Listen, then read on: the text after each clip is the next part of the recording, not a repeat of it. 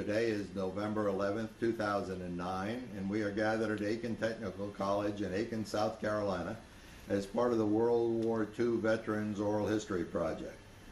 Today, in conjunction with the United States Library of Congress and the Augusta Richmond County Historical Society, we will hear the experiences of Claude A. Prather. I am Bill Tilt, and I will conduct the interview. Assisting with the interview is Stan Schrader. First of all, Mr. Prather, we want to thank you for coming and participating in our program. And why don't you start a little bit telling us where you were born and where you grew up and what you were doing prior to getting involved in the service. Okay, I was born in 1922 in Abbeville, South Carolina. 6 years old, we moved to Langley, South Carolina. And went through all the schools, grammar school, high school, graduated high school. I was married in 1942. No, pardon, 1941.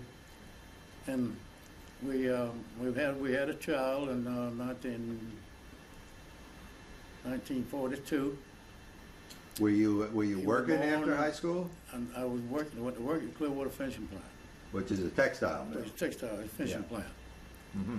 And our first child was born on August 13th, 1942.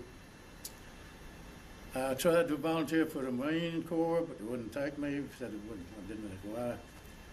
So I was drafted in December 1st, 1942. Well, that was pretty close to Pearl Harbor there. You remember the Pearl Harbor announcement? Yeah. Where were you and what were you doing when you heard about it? A little bit too far back. Okay, all right, that's fine. And so you got drafted early on. Drafted December 1st, 1942. Yeah. Okay. When they drafted you, where did you go? We went to Fort Jackson, South Carolina, and we stayed something like maybe 2 days, and we headed for Camp Beale, California, and that's where I took my basic training. Okay. So here you are. You've been married a short time with a wife and a new baby, and here you're going off to war. Huh? Right. The baby was just a little over, about a little over 3 months old. Where did your wife stay? Did she stay with her family? She went to her mother's, and that's where they stayed until I got out of service. Well, super. Good. She had that support network there. So now you're at Camp Beale, California, and you're getting your basic training. Huh? What did basic training at Camp Beale look like? I took basic training on a Sherman tank. I was a radio operator and assistant gunner in the turret. Had you volunteered to be a tanker, or did that just your luck of the draw? No, that's where we were assigned. So here you are being a tanker. Right. Tell us a little bit about a Sherman tank. What is that? Well, a Sherman tank, you have 3 men up top. You have a gunner, assistant gunner, and radio operator, and a tank commander up top.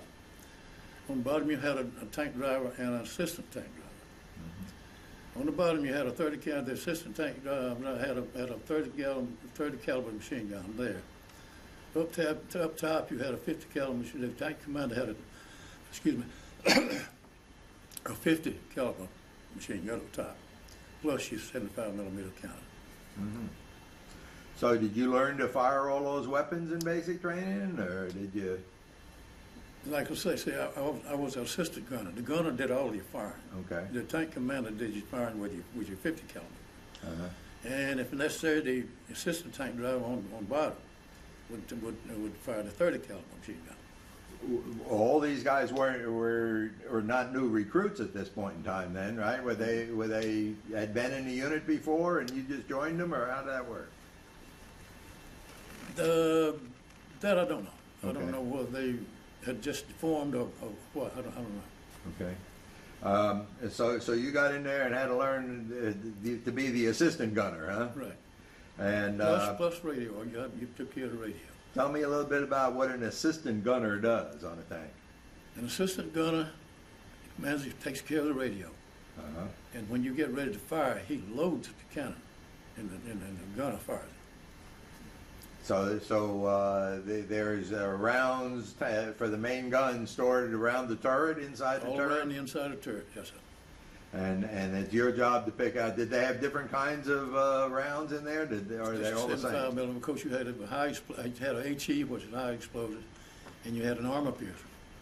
And whatever the tank commander called for, that's what he got. So the tank commander identified the target, and if it was another tank, they'd call for armor, and Right. you had to put the armor-piercing round in there. And it was I had to choose whichever one he wanted Sure. and put it into the count. Okay.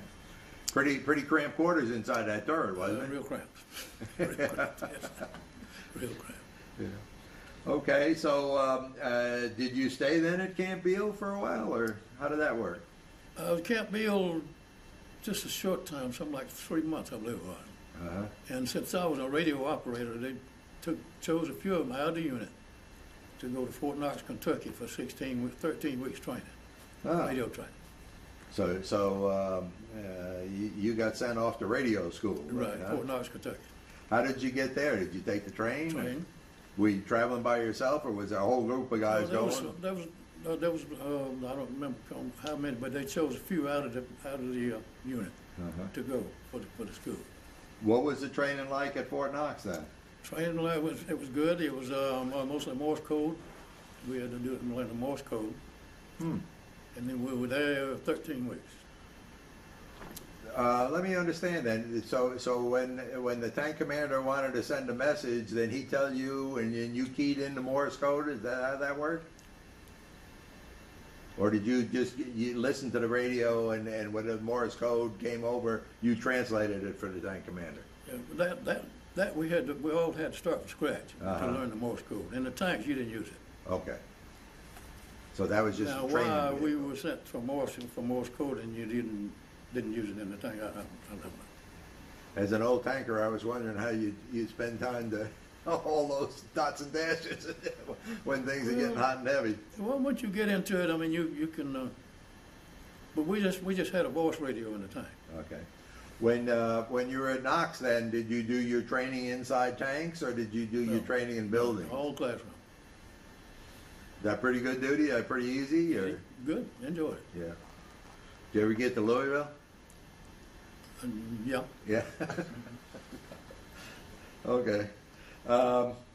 So when you got done with your school, then did you go back to Camp Beale? Is that what you did? Well, so happened that the end of the schooling was in December. I got 10 days delay en route Uh-huh. back to my old unit, and I got to stay home for about 8 out of 10. Had some travel time for in December. So your old unit was the 13th Armored Division, wasn't it?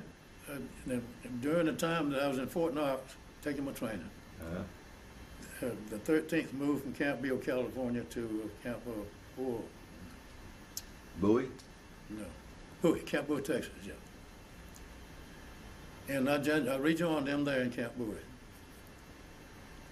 And then Did you go right back into the same tank and same crew and all that, so you knew all the guys? right and, back yeah. into the old crew, old crew. Yeah. Did you practice maneuvering at Camp Bowie?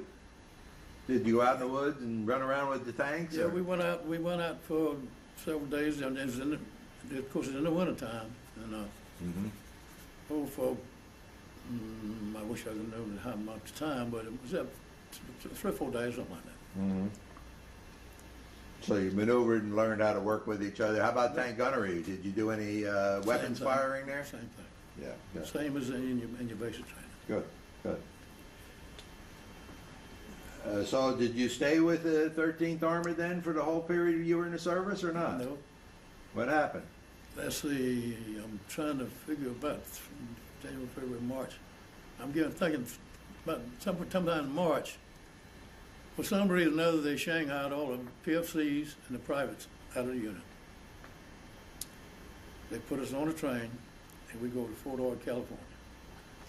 So they took the people out of the crews that they had trained with and sent them to California? Why did they do that? Only the PFCs and privates. Ah. Okay. I just happened to be a They had PFC. something else in mind for you guys, huh? Much more, yeah. Much more. Well, you went back across the country then Back to Fort Ord, Fort Ord. And did you stay there or what? We stayed there for, I'm guessing, 2 weeks. Then we got on a boat and headed south. I'm saying just south. Did you know where you were going? No idea. You just knew you were going out into the Pacific Ocean, I huh? know he was on the Pacific Ocean. Where? We had no. Did they give you any extra kinds of equipment to take with you, or cold weather gear, hot weather gear, or anything? You just, No. here's your stuff, move out, huh? Right. Wow. Did you have a chance to talk to your wife before you left? Only during the time that I was, home for the delay in route. Okay, that's it, huh? That's it. And she had no idea where you were going. I'm Nobody sure that did. was hard on her. Nobody did. Okay, so you're out on the ship. Was it a ship traveling by itself or part of a convoy or what? We were traveling alone, and they called what they call a zigzag course. Mhm. Since we didn't have escort. And 27 days later, we landed in New Guinea. Wow. No idea where you're going. All of a sudden, here you are in New We Guinea. didn't even know where we were when we got there. That's amazing. What was that trip like coming across? I mean, what did you do for 27 days? Well, most of I stayed up top a lot because it was tropical and it just warm weather all of the whole trip. Yeah. And a lot of we spent as much time up top. Did you run into any storms, or was it calm No, seas? everything was fine. No incidents? No, Japanese no, submarines didn't no. get you or anything? Huh? None at all. Okay. Felt pretty boring then. Real bored, yeah. Real bored. When you landed in New Guinea, where did you come ashore? Do you remember? Bunabay. Bunabay. Okay, super. All right, now we got you in New Guinea, and here you are as a tanker in New Guinea. What did the Army see fit to do with you? Pretty much nothing. I feel like we were just killing time. Uh-huh. And Well, I understand you were telling me you were assigned to a tank destroyer battalion, but they didn't have any tank destroyers in the Right, battalion, right. so you were kind of like on an admin hold, huh? everybody did. I'm taking for granted. Everybody in that what they call a tank destroyer outfit Uh-huh. went over to the 32nd Infantry. I see. Well, what did you do this whole time that you were in New Guinea here? A whole lot of nothing. Uh-huh. I mean, just waiting more or less. What kind of facilities did they have there? Was there buildings that you stayed in, or did you live in a tent city, or what? Well, they were. Let me think. Yeah, I believe we had buildings. Yeah. Uh-huh. Pretty hot though, wasn't it? Real warm. Yeah. No air conditioning. Real primitive. Primitive, yeah. Real primitive. Speaking of primitive, did you have any interaction with the locals, or did you have an opportunity to get out and see any of those people? Yeah, we saw them. Yeah. Uh-huh. They dressed like they back in primitive times, no top, and then the men little thing around the middle. Loincloth, and that's about it, huh? They know how to keep cool. Oh yeah. Okay. Was there problems with disease, and did you have to sleep under mosquito nets and stuff like that? I don't recall not there, but we did later on up in the Philippines. We slept with mosquito nets. Yeah. So we got you in New Guinea, and here you are already hard charging tanker, and they said, okay, everybody sit here for a while until we figure out what we're going to do with you. Is that pretty much it? Sound pretty much that. Yeah. Okay. Well, when did you leave New Guinea?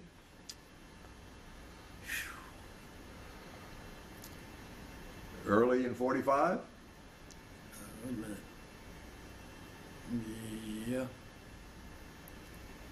Anyway, we followed the Marines into Leyte Island. So Marines landed on Leyte in the Marines Philippines. went in first, and when we came in, I don't know how much later, but we followed in, and we went into Leyte Island. Yeah.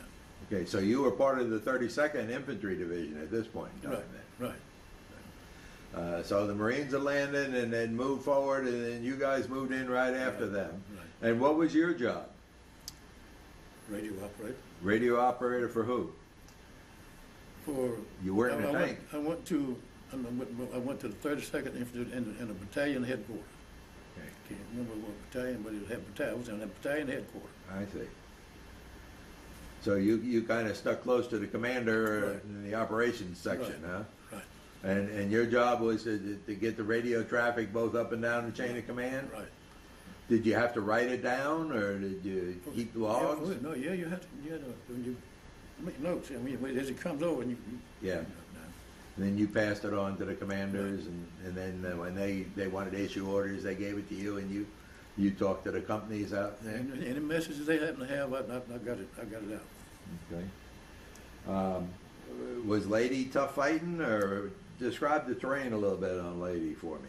Well, we were down the round pretty close around Claude coast. It wasn't bad at all. Mm-hmm. Wasn't bad. The heat. It was pretty muggy. Yeah. Did you get involved in any combat yourself in this point in time, No. or the Marines had kind of pushed them forward, and you were bringing part of the follow-up forces? Now the guys out in the field, they did. But Okay. like I say, when you're in a headquarters, that's pretty much where you stay to take care of your traffic, radio traffic. Were you in bunkers at this point in time, or did you have to dig foxholes, or were you in tents? You dug your own foxhole. Yeah. That's good. Okay. And you say later on you moved up to Luzon then, huh? They opened up to Luzon when we got to when they finished Leyte, opened up to Luzon. Well, I was looking last night and I saw that the invasion of Luzon started just about the same time the 13th Armored Division went into France. So whichever way you went, you would have been in about the same kind of situation. Well, it was just a question of which theater. And once I got out of 13th, I don't know what happened to it, where they went, or anything of that nature. I just don't know. Okay. Well, tell me a little bit about Luzon then. Well, Luzon and Leyte, not a whole lot of difference, pretty much the same. But we went into Luzon, went in the southern part of it, and we moved on up. And like I say, when they dropped the bomb, we was up in northern Luzon, up in the mountains. And that first night in the mountains, I thought I was going to freeze because we'd been down on the coast and been all that real warm weather. That first night up in the mountains, I had to make different arrangements the next night. That's for sure. Sure did. Quite a difference. The shock to the system. Well, Did you have sleeping bags, or did you have blankets, or Well, bedrolls? Up there, you had your right blankets, but that didn't Wasn't enough. I wasn't know it was going to be that cold, so I didn't use them. Yeah. But the next night I did. Made a different arrangements. We were in tents. Was it raining during this period, or dry? Or? It was pretty much dry. We didn't have a whole lot of rain. How This about? was out of it was a resort really up in the mountains, and it was nice. I mean, they had a nice town. It was real nice, and it was real fancy. I mean, it was a deep place at one time. Yeah. But you were pushing the Japanese in front of you as you went through, I assume. Right. How about did you ever get caught in any artillery fire or air attacks? Only one time had some foxholes down on the riverbank, well, back from the riverbank, and there's a bridge across. And we were down taking a swimming, and the Japanese started shelling, and of course they didn't. I don't know if they were trying to knock out the bridge or what.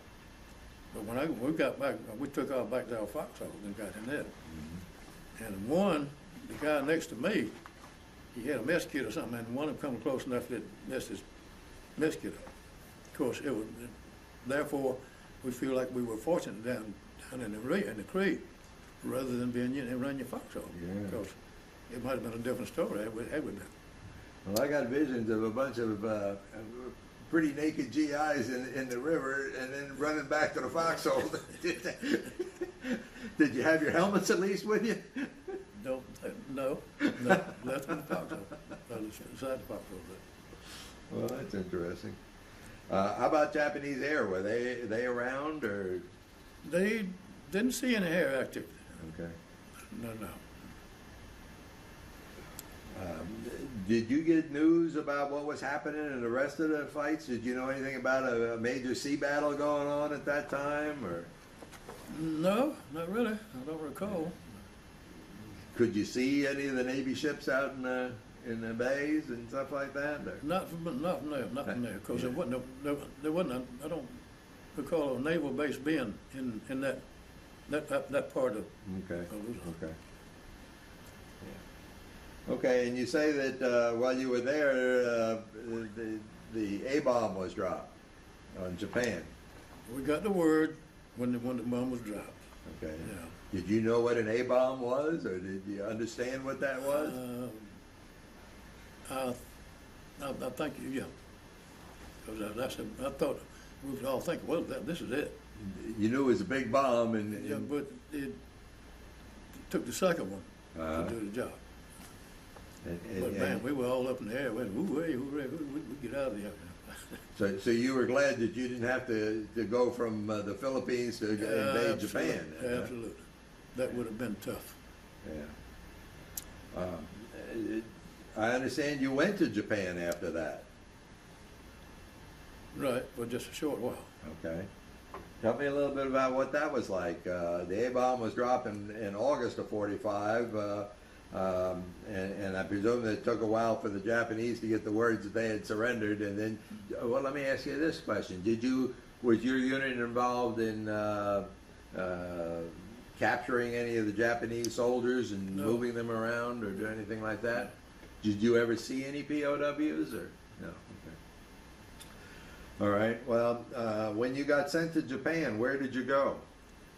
We went to Sasebo Bay. Okay. We landed in Sasebo Bay. And it's so good that no, we didn't have to invade that. Sasebo Bay was ringed with mountains all the way around, like a horseshoe. And we got explored, and it was they were full of caves. And in those caves were heavy artillery. Had we had to go into Sasebo Bay, my feeling is been like shooting fish in a barrel, because they were looking right down at you all the way around. It would have been tough. So the A-bombs forcing the Japanese Absolutely. surrender it saved many American lives, it sounds like, huh? Right. And Sasebo Bay is on the southernmost of the main islands, Kyushu Island, and Sasebo Bay is on the west coast of that. So you went in there, and when you landed, was the Japanese military still in control, or were the Japanese people around, or did they? Didn't see it. They all fled. They were afraid of you, or I don't know where I went down. Of course, it was Japanese. It was their town there too. yeah. I mean, of course, you saw the Japanese people, but then the soldiers down there never saw them. Okay. Did the people stay away from you, or were you one of the first Americans in there, or had people been there before you? Not sure. Okay. Not sure about that. Okay. Well, Sasebo is still a major naval base used today. Yeah, I guess that was heavily defended, huh? Okay, did you stay then in Sasebo, or did you move out into the country? We stayed in Sasebo for, how much time I don't remember, but we moved from there over to Fukuoka. And Fukuoka is a city on the northern coast. It's another naval base. Okay. What was that like? Well, pretty much the same. Wasn't a whole lot different. Big town with a military base there. Pretty good size. And if I'm not mistaken, that was another naval base. Okay. Was there a lot of bomb damage in that town, or no? Not in Fukuoka. Okay. And so you went in, and did you occupy their old naval base there? Is that where you stayed? They just put us up in some buildings. I don't know if they were former barracks of the Japanese or what, but we were in a building. Okay. Did you have cots that you slept in, or bedrolls? You sleep on the floor, or what? Yeah. So that wasn't too bad then. Not huh? bad. Not bad. And Better than a foxhole. yeah, well, I try her. Better than a foxhole. Yeah, I understand. Tell me a little bit about what your daily life was like there in that Well, during you this did day. a whole lot of nothing. Really, we were just more or less just there. Period. Did you go on patrols through the city, or No. did you guard your facilities? Did you have armed guards? Did you carry a weapon? They probably had them guard duty, but I mean, they just done nothing. We just sit around and did a whole lot of nothing. So the Japanese were firmly convinced that the war was over and there was no Oh yeah. guerrilla activity or anything like that, huh? Okay. And that's where I stayed until they started musting them out by points. And since I was married and had a child, I got a jump start on some of them because some of them didn't have any, just as I said. So we left Fukuoka back to America. Well, great. Did you get mail back and forth from your wife all during this period? And Well, how long would it take for a letter to mail get? call? Well, I don't know. But we had mail call, and this is when you got your mail. Yeah, we still got that. You couldn't tell her where you were you? No. Well, any letters that we sent, that we wrote back home, it was censored. And if there was anything in there that didn't think should be, they censored, took it out. Okay. And how about after the war when you're on occupation duty? Could you say you were in the name of the town and that was okay, or they still didn't want you to do that even probably? Well, no, it wouldn't matter then because everything was over and you just occupied it. How about the chow? Did you eat on the local economy, or did you use American food, or I presume you had your own mess all set up? Did you get fresh food in Japan? Army mess, whatever the Army mess wanted to give you, that's what you got. Did you get fresh vegetables or anything like that off from the Japanese? I don't remember seeing that. Okay. It was all Powdered eggs, Army rations. What it was. All Army rations. Okay. All right. You said you went back to the States then shortly after that. So and it'd be probably about November '45. Tell me about the trip back to the States. Where did you leave from, and where did you come to, and how was the trip over? When we left, we left on Ocean. It was Thanksgiving coming up, and we were going to have a big spread On the ship. on the ship. But unfortunately, we were running some foul weather, and we had pork and beans and soda crackers instead of they couldn't even cook. It was that rough. Is that right? But a few days later, and as it went on, they maybe made up for it. They gave us a big blowout, a Thanksgiving blowout, even if it wasn't. A couple days days later. later, yeah. Well, that's neat. The rough seas kept the cooks from being able to cook up the turkeys and all the stuffing that goes with it. Was that a typhoon or hurricane? I don't know or what do you know? would call it, but it was rough weather. I mean, Yeah. that It lasted ship- a couple days, when I the guess. back end of that ship come out of the water, you had a propeller start, your ship would just shudder. Oh. What kind of ship was it? Was it a? Yeah, I'm taking it for granted. It was just a regular old troop ship. Yeah. And Navy crew. yeah. Okay. Yeah, that's amazing. But a lot of people sick, I guess. But they were going home, so it didn't matter. We had one poor sergeant. I felt so sorry for him. He stayed in that bunk, and he had people to come empty his helmet for him and bring him. He couldn't eat. He couldn't eat. Yeah. So he stayed right there, and he kept his helmet up there. If he wanted to heave, he heaved in. And some of the guys would go dump it for him. He was sick. But I was fortunate. They didn't bother me one bit. Neither government coming or going. Very fortunate. Good for you. Good for you. When you got back to the States, where did the ship land? Was it in San Francisco or San Diego, someplace like that? Yeah, I wish I could tell you, but I can't. Okay. Remember what port we got in. Is that where you got out of the service then? We stayed there. No, we stayed there. I don't know how many days, but they put us on another troop ship, and we took the southern route to Fort Gordon, Georgia. On a troop ship. So you went through the canal then? Or did you take a train? No, train. Train, I'm sorry. I Yeah, we thought took you a said train ship. from when we got off the boat. This stayed just a short time. We put us on a troop train, Gotcha. and we took the southern, what we call a southern route, Yeah. down through Texas and Arizona. all that, unto Fort Gordon. Was Stayed it there. all soldiers on the train then, huh? Everybody pretty happy going home. Oh, particularly, yeah. Yes, sir. A few bottles of beer get snuck on that train? Well, if it made a stop, if we found out she had time, we'd head for beer joints. Yeah, imagine so. Yeah, lot of happy guys heading home, huh? So, when did you get back to Fort Gordon? The early part of December, I guess, huh? Well, it was had to be first part of the we only stayed at Fort Gordon, let's see, something like about 3 days till we mustered out. Okay. So you're discharged And then? I was discharged on the 8th of December, which would be 3 years and 1 week total between coming and going. Your service, huh? Right. Great, great. Okay, so did you stay in the reserves, or did you go to work, or what did you No, what did I you do went for the back rest of late. your life, as they say? The plant, the Clearwater finishing plant, had anybody that was drafted. They kept them on the payroll until you got back. Uh-huh. And when I got back, I went back to the old jobs, the job that I had when I left, which I think it was real nice of the company. Yeah. But I went right back to the job that I left. And the Clearwater finishing plant's only a couple miles outside of Augusta. When did your wife rejoin you then? No, she didn't really join us. In fact, once we got to Fort Gordon, Yeah. I think it's something like about 3 days time. You were out. I Yeah. mean, they got you. They got you out as quick as they could. Yeah. And I'm guessing about 3 days before. Of course, I went home. Yeah. I'd go down and go. I would go. I left.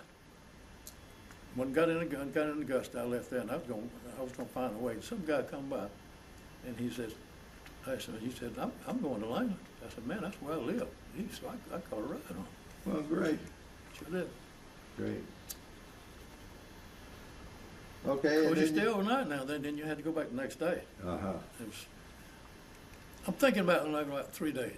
3 days time it took you to muster Process get, out. get you out. Yeah. Okay. And then, so that was your career then, working in the Clearwater finishing plant. Yes, I went down in 1941 That's amazing. and stayed till I was drafted, 45. Well, I By understand. the way, when I went down in 41, you made $13 a week, or 40 hour a week. Wow. And you thought that was good pay too, didn't you? That's what I had. Yeah. That's what I had. Well, there was a lot of those little mill towns right around Augusta, Georgia, and What you used to call Horse Creek Valley, from Aiken, between Aiken and Augusta, that was called Horse Creek Valley. Uh-huh. And it was all textiles. That was the backbone of that whole valley. Now they're all gone. Every one of them, they're gone. Well, when you were discharged, what was your rank? Staff sergeant. Staff sergeant. I see you had a combat infantryman badge too. Yeah. Great, great. Let me take you back a little bit, and when was the first time that you heard a shot in anger? You remember that? It was when we were in the creek and they were shelling the bridge. Was that your scariest time in the service, or was Right. there another time? Right. No, that was it. Yeah. That was it. You thought that was real serious then, huh? When you start dropping them bombs, the shells, yeah.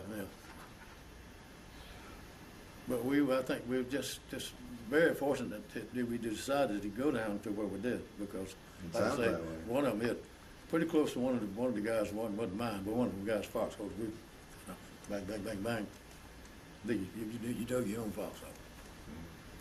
Bet you the next foxhole you dug was a little deeper too, wasn't it? Probably. Did you guys ever get any USO shows anywhere along the way? Did the USO ever get to you guys, or are you too far out in the woods? We didn't. How about the GI Bill? Did you use the GI Bill when you came back from the service? No. Okay. Do you think that your experience in the military changed you when you came back? Were you a different person than when you left? I don't think it would change anybody, really, Okay. because it's a different life. It's a different lifestyle. But you did learn discipline. And I have told so many people I think it'd be good for every male American to have at least 1 year somewhere in service. to get the discipline. If the discipline is now as it was then, I think it'd be good for every male to have at least a year of some kind of training, military. And a lot of that's self-discipline too, right? Right, but you get to know that you got to do what the man says, Yeah, and then I call that discipline. yeah, yeah. It's Sure. an experience. I think it would be good for any male American. I would think it would be a good experience for any of them. Well, That's my Can't personal opinion now. can't argue that with you at all. Yeah. Did a lot of growing up too, didn't you? Absolutely. All right, sir. Is there any other stories that you think that you want to tell us about that maybe we could get down for posterity?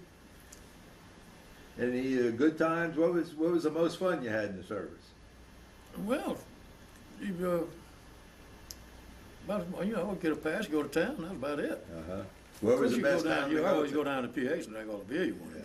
Where's the best town you went to? I believe it was. I'm not mistaken. If it's Yuba City or Marysville, one of them. I can't remember. Okay. It was nice. They were nice people. They were nice to the service. To the soldiers. Well, that was the time when most of the country was in the military somewhere, and almost every family had somebody in the service. That's true. Yep. And there were people, the civilians, I think they really respected us guys. I really do.